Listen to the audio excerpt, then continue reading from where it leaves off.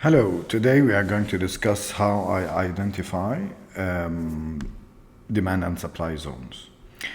The first thing that I look at is a change of direction with an engulfing candle, so something like this. So it was going up and then it went down. It went down with an engulfing candle. And how we draw it, wait a minute, before that, this is a supply area because it's going down, so it's a selling position. So if the price went up, most probably it will reflect from that and retrace from that from this area. And this area is a very important one. If the price came here, so we have this channel line, we have the pivot. This is a pivot selling area based on pivot points. This is resistance. So, and there is this ABC here.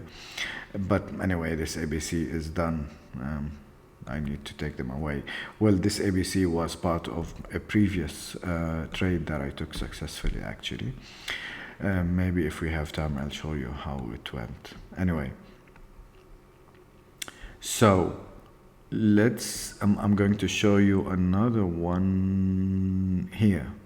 Okay, the price was going down, it went up with an engulfing candle. I need to delete this one, and this is it, the area. This is kind of the area. This is one. Two, to decide that this is a demand area or this one is a supply area, the other condition that the direction should exceed, in this case, in the demand area, in the demand zone, it should exceed the previous peak. In this selling area or supply area, it should exceed the previous low. So it should break it. So in both cases, this happened. Now, this is not drawn because it's already taken.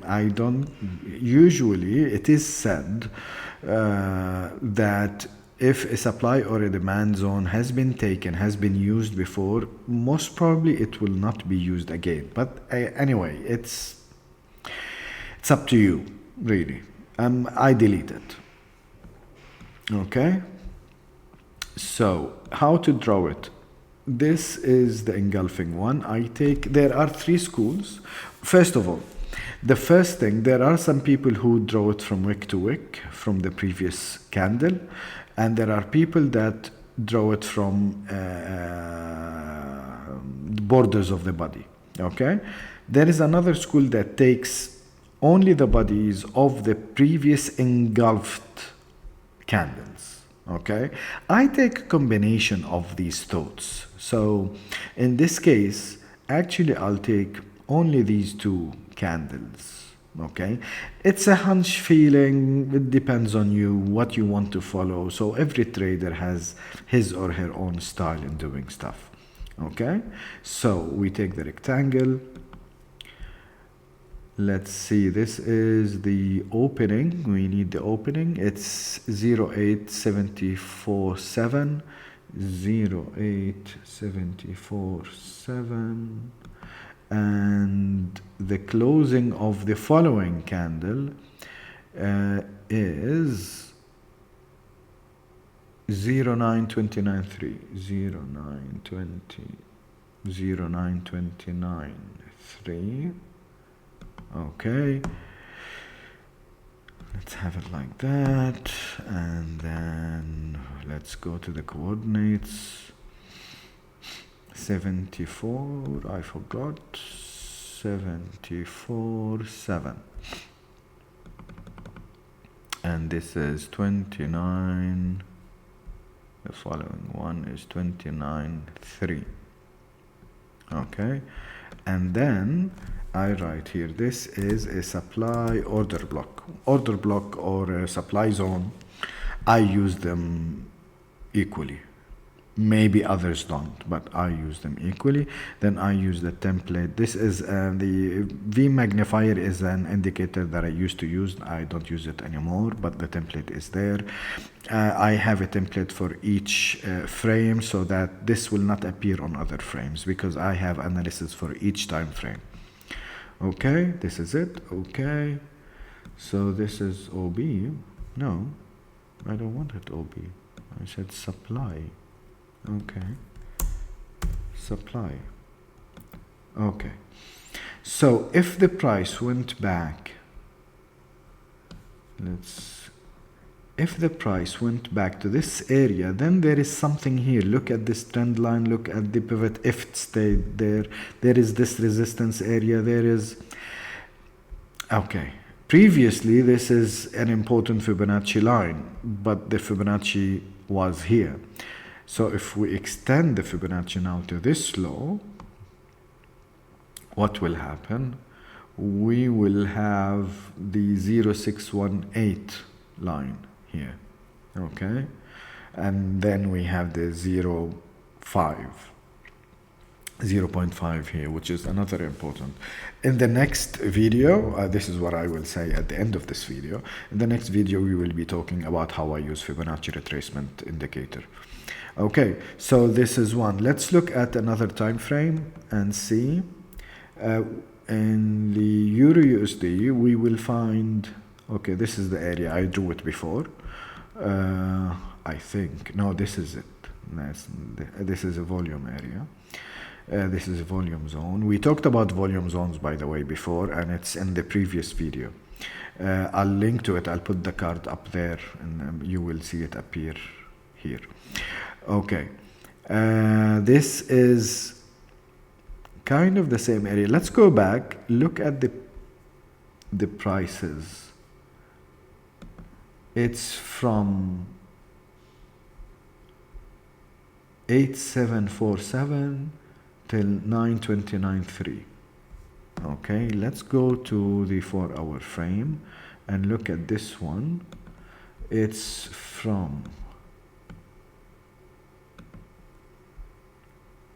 891 to 929.9. Okay, this is 891. On the daily, it is 874, I think. 874. Okay, and it's 91. So 891 to 929. So it's here, kind of thing. 891. So it's more zooming in on the real, more, I don't want to say precise, because it's not really precise. Every time frame has its own analysis, but it kind of zooms in more. We don't have, in my point of view, a demand area here. Okay. Do we have a demand area that we need to look at? Not really. And it's taken anyway, if there is. Maybe down there, if there is something here and the price is already down there, but it will be a very old one. But it is, if it is a fresh one, then it could be some. Look at this. This is something that I drew before. Let's look at this. Wow. Let's take that to our current price.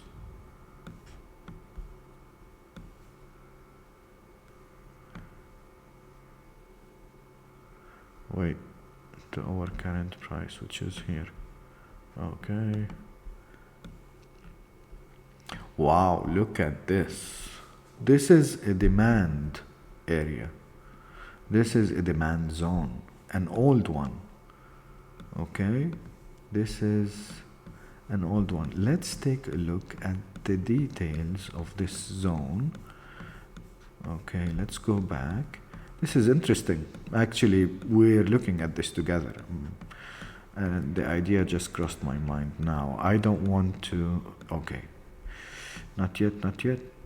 Nah. It's not really... It's iffy kind of thing. I drew this before. Look, I used to follow the school wick to wick on order blocks, but not anymore. And it's been kind of used before here, but we'll keep it and see how the price behaves. okay? And there is a chance that the price behaves on this one, okay? Especially that it is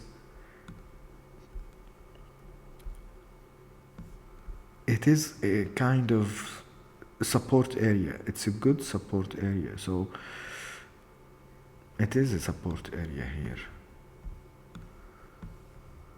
And it's a fresh one. It went back to it. It's an important area, I think. There is this area. It could be extended to here as support area. And there is this very low one. If it went here, then this is really, really serious. So again, we're talking about supply and demand. Okay? Supply and demand zones. This is on the...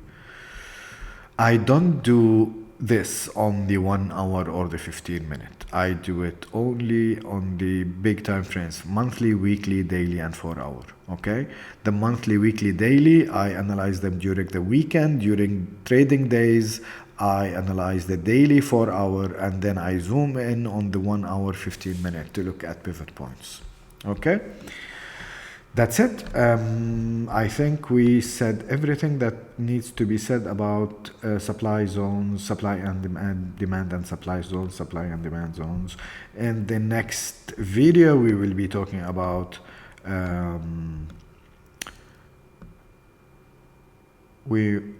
the Fibonacci retracement. Yes, the Fibonacci retracement. Okay, see you then. Bye-bye.